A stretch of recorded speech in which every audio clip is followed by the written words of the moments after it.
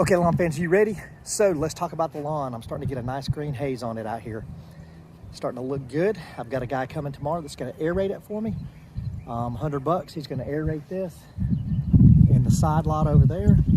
Then I'll come through and I will collect up all of the plugs that are gonna come out.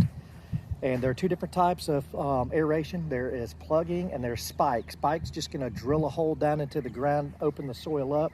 Sometimes that can cause a worse compaction problem than what you may already have. Plugging pulls out a core of soil and relieves compaction. It also opens your soil up to being able to add more nutrients down directly into the soil.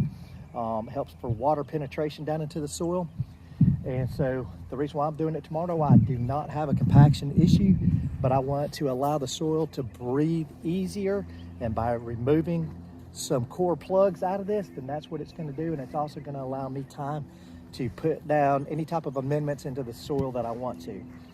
But longer days are happening now, and so that's what's pushing the growth. Some of you guys are going to see growth happening, and it's because of the longer days and warmer temperatures.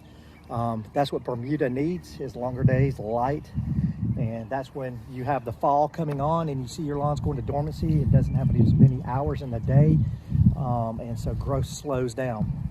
But anyways, I'm going to be putting out a heavy percentage of nitrogen. That's a quick release to push this growth. I believe we're past the period of having any hard freezes.